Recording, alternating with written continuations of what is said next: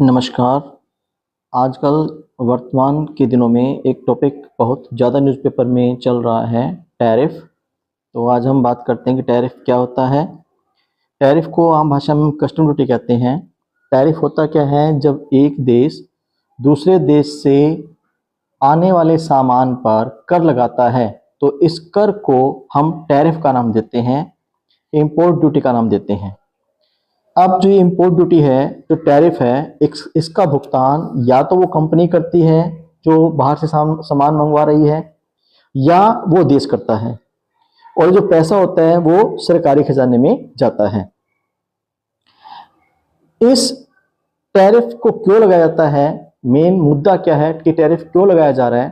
Tariff जो है वो घरेलू कंपनियों को विदेशी कंपनियों से बचाने के लिए लगाया जाता है, ताकि विदेशी कंपनियों को जो सामान देश में आ रहा है वो कर लगने के बाद महंगा हो जाए और जो घरेलू कंपनियां हैं वो उससे प्रतियोगिता कर सकें।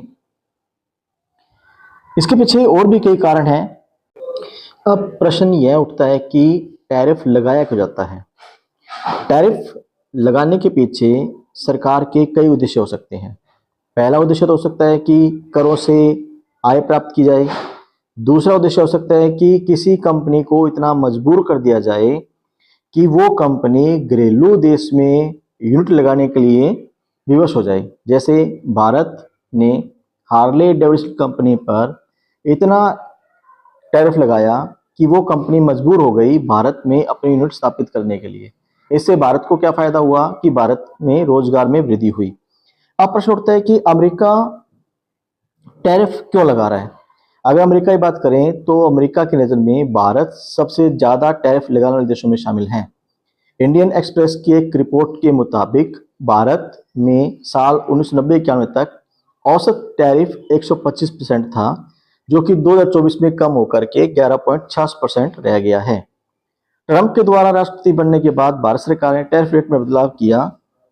द हिंदू रिपोर्ट के मुताबिक भारत सरकार ने टैरिफ के 150%, 125% और 100% वाली दरों को खत्म कर अब भारत में सबसे ज्यादा टैरिफ रेट 70% है।